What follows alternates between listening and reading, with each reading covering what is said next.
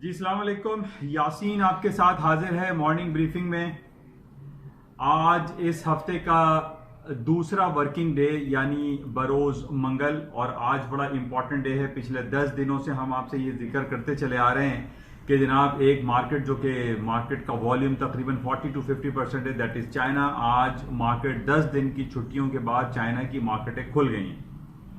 और जैसे कि मैंने आपसे ये कहा था कि किसी भी स्ट्रीम लाइन मीडिया पे इस बात को बताया नहीं गया कि जनाब चाइना की मार्केटें बंद हैं, जिसकी वजह से मार्केट में वॉल्यूम मैटर कर रहा है। और एक ऑपोजिट मूव हमने देखी कि गोल्ड सिल्वर की मार्केटें डाउन होती हैं और उसके बाद वेरी नेक्स्ट डे मार्केटें हायर साइड पे चली जाती हैं। तो इस तरीके से ये सारे सिलसिले चलते रहे। अच्छा, इससे पहले मैं आपको ये जरूर कहूंगा कि इस YouTube चैनल को, जो कि एक उर्दू अंदाज है, सहल अंदाज में है, जिसमें पूरी दुनिया की मार्केट को थोड़ा सा कवरेज दी जाती है, इसको आप सब्सक्राइब जरूर कीजिएगा। अक्सर लोग देख रहे हैं लेकिन इसको सब्सक्राइब का बटन नहीं दबा रहे, तो मैं आपसे रिक्वेस्ट करूंगा कि प्लीज इसको सब्सक्राइब का बटन इस पर जरूर दबाइएगा और इसको ज्यादा से ज्यादा शेयर करें ताकि लोगों को ज्यादा से ज्यादा करंट मार्केट अफेयर्स के हवाले से आगाही मिलती रहे। अच्छा, इस हवाले से जो कि आज बड़ा इंपॉर्टेंट डे है, मार्केट में भरपूर वॉल्यूम होगा। चाइना की मार्केटें खुल चुकी हैं 10 दिन की हॉलीडेज के बाद, लेकिन जो सबसे इंपॉर्टेंट रिसेंटली हमारे पास जो खबरें चल रही हैं वो विसल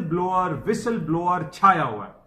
कि जनाब इम्पीचमेंट कॉल हो सकती है ट्रंप साहब की, और उन्होंने अपनी लाइन क्रॉस की है। और डोनाल्ड ट्रंप साहब ने यूक्रेन के प्रेसिडेंट को फोन करके ये कहा है कि उनके जो राइवल हैं, जो कि 2020 इलेक्शन में उनके सामने मद्दे मुकाबिल होंगे, मिस्टर जो बाइडेन और उनके बेटे हंटर, उनके खिलाफ उन्होंने इन्वेस्टिगेशन का जिक्र किया है यूक्रेन के प्रेसिडेंट से। और इवन कि यूक्रेन के प्रेसिडेंट के अलावा उन्होंने चाइना को भी कॉल किए और ये कहा कि चाइना भी इस पे इन्वेस्टिगेट कराए। हालांकि इससे पहले हमने ये देखा कि सिर्फ यूक्रेन के प्रेसिडेंट को कॉल करने के ऊपर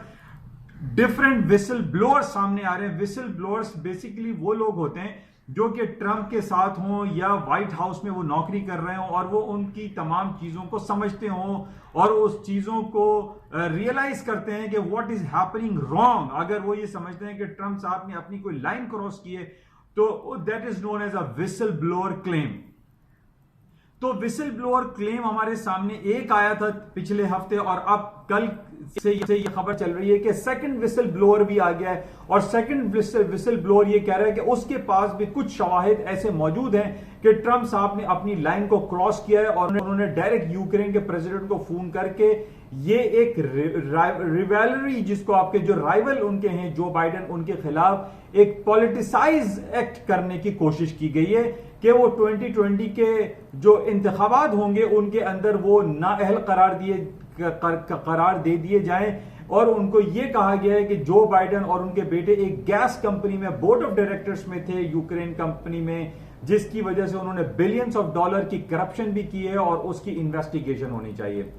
अब नैन्सी पेलोसी जो कि वहां के डेमोक्रेट की हेड हैं, या डेमोक्रेट, ये कहता है कि ट्रंप साहब को चाहिए था कि वो पहले सेनेट और रिप्रेजेंटेटिव, हाउस ऑफ रिप्रेजेंटेटिव में या फिर कांग्रेस में इस बात को लेकर आते, ना कि वो उन्होंने डायरेक्ट यूक्रेन को प्रेसिडेंट को कॉल करके ये अमल जो किया है, ये अपनी लाइन को क्रॉस किया है। इस पूरे सिस्टम को इन्होंने ऐसा विसल ब्लोअर क्लेम के हवाले से इसको जाना जा रहा है। और इस बारे में यह कहा जा रहा है कि ट्रंप साहब की इंपीचमेंट कॉल होनी चाहिए और इसमें हाउस ऑफ रिप्रेजेंटेटिव और कांग्रेस में बिल पास होना चाहिए, जिसके बाद जनाब ट्रंप साहब की इंपीचमेंट कॉल हो, उनको मुआवजे के लिए बैठाया जाए और उनसे पूछा जाए कि उन्होंने अगर ऐसा किया तो क्यों किया। क्या उन्होंने इस वजह से किया कि वो उनके 2020 के इंतखाबात में उनके राइवल हैं मिस्टर जो बाइडेन, ताकि उनको जो है डाउन किया जा सके और मिस्टर ट्रंप साहब 2020 के इलेक्शन में वन मैन शो के साथ वो जीत जाएं और अगले 4 सालों के लिए भी वो अमेरिका के सदर मुंतखब रहे। अच्छा, इससे पहले भी हमने ये देखा था कि एक इन्वेस्टिगेशन 2016-2017 से अगेंस्ट ट्रंप साहब के चल रही थी जनाब। वो रॉबर्ट मुलर की इन्वेस्टिगेशन थी जिसमें उनके ऊपर इल्जाम लगाया गया था कि जनाब उन्होंने 2016 के इंतखाबात में कुछ जालसाजी की, कुछ ऐसे अवामिल शामिल किए जिसमें उन्होंने, उनके ऊपर यह भी इल्जाम था कि पुतिन एडमिनिस्ट्रेशन या रशियन लॉबी उसके अंदर शामिल थी, या उन्होंने कुछ पॉलिटिकल हैकर्स यूज किए जिसकी वजह से उनके यकसर तब्दील हो गया रिजल्ट। और हिलरी क्लिंटन जो जीतने वाली थी, जो डेमोक्रेट की कैंडिडेट थी, वो हार गई और ट्रंप साहब जीत गए। हालांकि उस जमाने में जो डिफरेंट पोलिंग हमारे पास आ रही थी उसमें यह कहा जा रहा था कि ट्रंप साहब के जीतने के इतने ज्यादा कवी इम्कानात नहीं थे, क्योंकि उनकी जो दो पॉलिसी मैटर्स थे जिसमें उन्होंने ये कहा था कि हम मुसलमानों को अमेरिका में आने पर पाबंदी लगा देंगे या उनके ऊपर सख्ती बहुत ज्यादा की जाएगी, और दूसरी बात उन्होंने ये कही थी कि जितने भी ड्रग ट्रैफिकिंग होती है, जो इलीगल जो एक्टिविटीज होती हैं उनके अमेरिका और मैक्सिकन बॉर्डर पे वहां पर वो दीवार खड़ी करेंगे, जिसकी वजह से लोग काफी नाला थे और ये कहते थे कि अगर उन्होंने ये दीवार खड़ी की तो बहुत सारे मसाइल जो है वहां पर क्रिएट हो सकते हैं। उसमें सबसे बड़ा मसला ये था कि लेबर मार्केट उनकी बहुत ज्यादा क्रंच की शिकार हो सकती थी। अभी भी हम ये देख रहे हैं कि अमेरिका की जो लेबर मार्केट है वो डाउन होती चली जा रही है। अमेरिका की लेबर मार्केट क्रंच बहुत ज्यादा बढ़ता चला जा रहा है। पिछले जुमे को जो इनके पास जो रिपोर्ट आई थी जिसमें जॉब अनएम्प्लॉयमेंट रेट 3.7 से 3.5 हो गया था, और इसमें यह बात हो रही थी कि अमेरिका के पास जो है वो जॉब अपॉर्चुनिटीज बहुत ज्यादा हैं, अमेरिका में जॉब क्रिएशन बहुत ज्यादा है, और वहां पर जॉब क्रिएशन तो है लेकिन एम्प्लॉयज वहां पे नहीं है। वहां पे लेबर मार्केट क्रंच हमें फील हो रहा है। ये देखा जा रहा है कि कहां अमेरिका का 10% जो अनएम्प्लॉयमेंट रेट था वो घटते घटते अब 3.5% पे आ गया है, जो कि एक लम्हे फिक्रिया भी दिखाई दे रहा है वहां की बहुत सारी कंपनीज के लिए। जो एम्प्लॉयर्स हैं उनको यह खतरा लाहक होता चला जा रहा है अमेरिका में कि वहां पर अब लोगों की शिद्दत से कमी हो रही है और डिफरेंट जो कंपनीज हैं उनके पास लेबर अवेलेबल नहीं है। तो 3.7 से 3 पॉइंट कम हो जाना, ये हम एक तरीके से कह तो सकते हैं कि अमेरिका में जॉब क्रिएशन बहुत ज्यादा है, जॉब अपॉर्चुनिटीज है, लेकिन अपॉर्चुनिटीज को फिल करने वाले लोग वहां पे एम्प्लॉयज दिखाई नहीं दे रहे। अब जब उनके 2016 के मंशूर में यह बात थी कि जनाब मैक्सिको के ऊपर दीवार खड़ी कर दी जाएगी और इलीगल इमिग्रेंट्स को आने नहीं दिया जाएगा, तो ये वहां पर लोगों में खलबली मची हुई थी कि अब क्या होगा। बहरहाल ये एक दूसरी बात है, लेकिन जहां तक हम इंपीचमेंट के हवाले से जो बात कर रहे हैं उसमें हम ये देख रहे हैं कि जो रॉबर्ट मुलर की जो इनकी इन्वेस्टिगेशन थी अगेंस्ट ट्रंप के, उसमें तकरीबन 35-36 लोग बिहाइंड द बार जेलों में 10-10 साल की सजाएं काट रहे हैं। लेकिन अगर किसी के खिलाफ नहीं हुआ तो वो मिस्टर ट्रंप हैं, जिनके खिलाफ इंक्वायरी आप कह सकते हैं कि रोक दी गई है या इन कैमरा टेस्टिमनी हुई थी रॉबर्ट मुलर की, लेकिन उसका कोई खातिर खा रिजल्ट नहीं आया और ना ही उस हवाले से ट्रंप साहब की इंपीचमेंट कॉल की गई। लेकिन अब ये जो इंपीचमेंट कॉल हो रही है जिसमें ये कहा जा रहा है कि यूक्रेन को प्रेसिडेंट को कॉल करके ट्रंप साहब ने अपनी लाइन को क्रॉस किया है, इस हवाले से बातें बहुत ज्यादा गर्म होती चली जा रही हैं, क्योंकि इसमें पॉलिटिकल एक्टिविटीज बहुत ज्यादा दिखाई दे रही हैं और डेमोक्रेट्स ये कह रहे हैं कि जनाब ट्रंप साहब ने अपनी लाइन क्रॉस सिर्फ इस वजह से की है ताकि जो बाइडेन उनके बहुत ही सख्त एक मद्दे मुकाबिल एक कैंडिडेट खड़े हुए हैं और उनके बहुत ज्यादा चांसेस डेमोक्रेट्स को दिखाई दे रहे हैं कि वो 2020 के इंतखाबात में ट्रंप साहब को हरा देंगे। अब इस सिलसिले को, इस पॉलिटिकल गेम को चलाने के लिए ट्रंप साहब ने यह शतरंज की चाल चली है कि उन्होंने यूक्रेन के प्रेसिडेंट को कॉल करके कहा यह जा रहा है कि उन्होंने अपनी लाइन को क्रॉस किया है। लेकिन दूसरी तरफ हम ये देख रहे हैं कि ट्रंप साहब इस मामले को काफी सीरियस ले रहे हैं और उन्होंने 2 दिन कबल यह बयान दाग दिया कि जनाब नैन्सी पेलोसी जो डेमोक्रेट की हेड हैं वो गद्दारी का अमल कर रही हैं और उनके ऊपर एक ट्रेजन केस चलाना चाहिए, क्योंकि वो एक प्रेसिडेंट है और प्रेसिडेंट हुकूमत को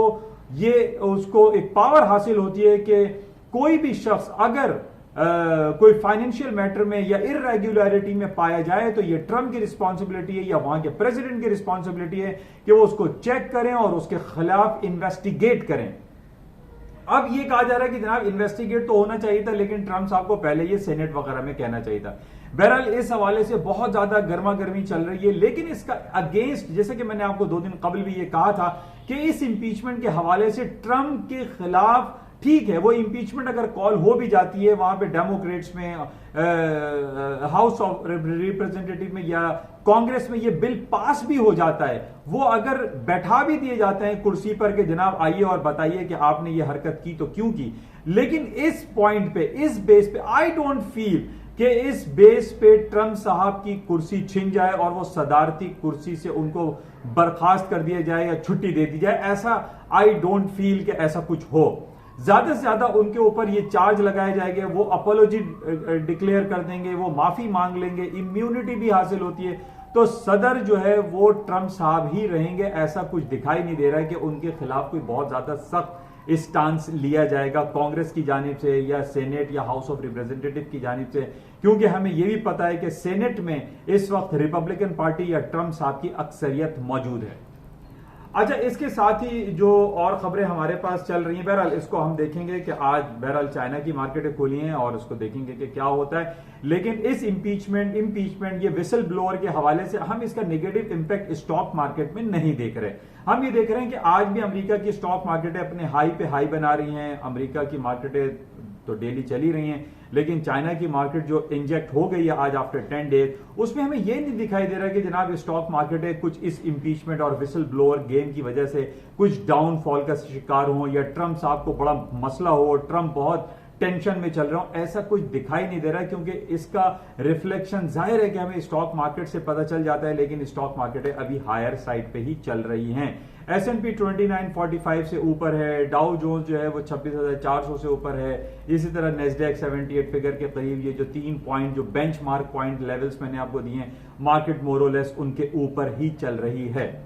अच्छा, इसके साथ ही जो जियोपॉलिटिकल सिचुएशन हमें कुछ गंभीर दिखाई दे रही है गोल्ड के हवाले से। गोल्ड की मार्केट हम देख रहे हैं कि आज 1490 मार्केट दोबारा नीचे आ गई है, और चूंकि चाइना की मार्केट 10 डेज के बाद खुली है तो मार्केट में थोड़ा सा एक अप्स एंड डाउन्स रहेगा। लेकिन इसमें हमारे लिए आज बड़ा इंपॉर्टेंट होगा कि हमें इस पे नजर रखनी पड़ेगी कि क्या आया 1490 का जो बड़ा इंपॉर्टेंट क्रूशियल लेवल है गोल्ड का, क्या वो आया टूट पाता है या आज 1490 की मार्केट नीचे मार्केट क्लोजिंग देती है या नहीं। इस हवाले से बहुत ही हमें क्लोजली देखना पड़ेगा। उसकी वजह यह है कि जैसे मैंने आपसे पिछले दिनों कहा था कि गोल्ड चाइना की मार्केट बंद होने की वजह से गोल्ड ने 1460 का लो किया था और उसके वेरी नेक्स्ट डे 1520 तक मार्केट चले गई थी। यानी 2 दिन में $65 $65 मोरलेस मार्केट मूव कर गई थी। उसकी वजह यह थी कि मार्केट में वॉल्यूम कम था, चाइना की मार्केटें बंद पड़ी हुई थी, लेकिन आज मार्केट खुल गई है तो इसको हम देखेंगे कि क्या होता है। लेकिन जो टेक्निकल ग्राउंड काफी अरसे से मैं आपसे जिक्र कर रहा हूं 1490 या 1480 का जो लेवल है ये बड़ा क्रूशियल है।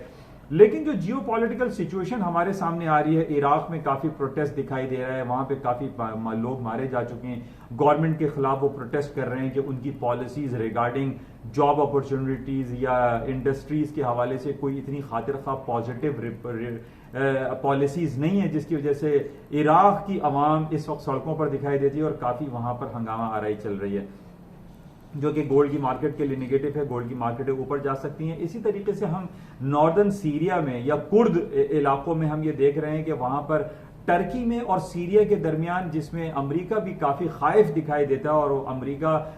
टर्की के खिलाफ भी कुछ एक्शन लेने की बातें कर रहा है, जो कि काफी नेगेटिव है गोल्ड की मार्केट के। गोल्ड की मार्केट इस वजह से भी ऊपर जा सकती है। और जिस तरीके से हम देख रहे हैं हिजबुल्लाह, इसराइल, फलस्तीन में जो टेंस हालात हैं वो तो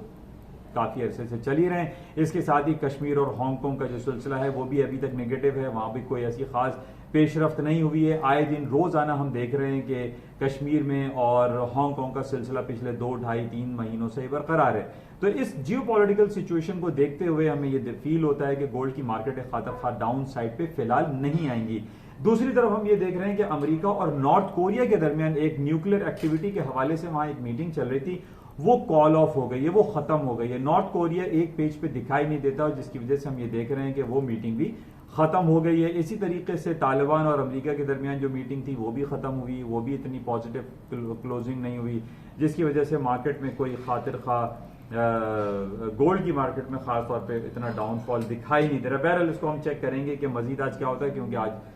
चाइना की मार्केट जो है वो खुली है, तो उस बेसिस पे माइट पॉसिबल कि मार्केट में कुछ मूवमेंट आ जाए। बहरहाल इसको हम देखेंगे। इसके अलावा जो खबरें आज 3-4 दिन से पाकिस्तानी रिपोर्ट के हवाले से, जो FATF का सिलसिला है पाकिस्तान में, उसकी 13 और 18 अक्टूबर तक पेरिस में इनकी मीटिंग होगी FATF की, और उसमें ये कहा जा रहा है कि पाकिस्तान बहुत अच्छा प्ले कर रहा है, बहुत अच्छा रिस्पांस दे रहा है और बहुत ज्यादा कवी उम्मीदें हैं कि पाकिस्तान FATF की ग्रे लिस्ट से निकल जाए, जिसको फाइनेंशियल एक्शन टास्क फोर्स कहा जाता है। और दूसरी तरफ हम ये देख रहे हैं कि इंडिया पाकिस्तान के खिलाफ बहुत ज्यादा कोशिशों में ये लगा हुआ है कि पाकिस्तान को ग्रे लिस्ट में रखा जाए, FATF में ग्रे लिस्ट से ब्लैक लिस्ट में कर दिया जाए। और ताकि पाकिस्तान को इंटरनेशनल लेवल पे एक तन्हाई में डाल दिया जाए, पाकिस्तान जो आवाज उठा रहा है कश्मीर के हवाले से वो आवाज ना उठा सके। तो बहरहाल इंडिया अपनी भरपूर कोशिशों में लगा हुआ है कि पाकिस्तान को ब्लैक लिस्ट में लेकर आया जाए और FATF में पाकिस्तान को ब्लैक लिस्ट में करार देते हुए पाकिस्तान को फाइनेंशियली तौर पे कोलैप्स करवा दिया जाए। तो इंडिया बहुत ज्यादा कोशिश कर रहा है, लेकिन हमारी दुआ है, हमारी कोशिश है, पाकिस्तान गवर्नमेंट भी इस हवाले से काफी पॉजिटिव रिस्पांस दे रहा है और FATF वाले ये कह रहे हैं कि पाकिस्तान काफी कोऑपरेट कर रहा है। इस उम्मीद पे हम ये कह सकते हैं कि पाकिस्तान की जो कराची स्टॉक एक्सचेंज है इसमें भी खासी तेजी आ सकती है। कल भी हमने ये देखा था कि पाकिस्तान की स्टॉक एक्सचेंज में कुछ तेजी आई और पॉजिटिव हालात की वजह से स्टॉक मार्केटों में थोड़ा सा लोगों का इंटरेस्ट वापस आ रहा है, तो माइट पॉसिबल के हालात मजीद बेहतर हो जाएं। तो बहरहाल ये सूरत हाल है कुछ आज, ये इस हवाले से कुछ आपसे बातचीत रही। लेकिन दूसरी तरफ हम ब्रेग्जिट के हवाले से भी, उसमें भी टाइम टिकिंग डाउन है। 19 तारीख बड़ा इंपॉर्टेंट है। 19 तारीख से पहले अगर बरतानिया का यूरोपियन यूनियन के साथ कोई पैक्ट नहीं हो सका तो बोरिस जॉनसन, जो कि पहले कहते थे कि मैं अलहदा करा दूंगा, लेकिन ये कहा जा रहा है कि वो 19 अक्टूबर से पहले एक दरखास्त दे सकते हैं कि 31 अक्टूबर को ब्रेक्सिट ना हो, बल्कि उनको 3 महीने या 6 महीने का एक्सटेंशन मिल जाए, जिसकी वजह से हम करेंसी मार्केट में ब्रिटिश पाउंड में या यूरो करेंसी में कोई खास आप अपसाइड मूव नहीं देख रहे। बहुत ज्यादा गैर यकीनी सूरत हाल की वजह से स्टर्लिंग और यूरो की मार्केट डाउनफॉल का शिकार है। मार्केट सस्टेन नहीं कर पा रही है, ऊपर नहीं जा पाती है और डाउनफॉल हो जाती है। लेकिन इसके अगेंस्ट में हम ये कह सकते हैं जितनी भी अनसर्टेनिटी की खबरें हमारे पास जब आती हैं तो गोल्ड की कीमतों में इजाफा होता है। तो बहरहाल आज हम लेट नाइट देखेंगे कि अमेरिका की मार्केट जो ओपन होंगी उसमें क्या सूरत हाल रहती है। इंशाल्लाह आपसे राब्ता रहेगा और जाते हुए मैं आपसे फिर दोबारा ये जरूर कहूंगा कि इस YouTube चैनल को आप सब्सक्राइब का बटन जरूर दबाएं। Thank you.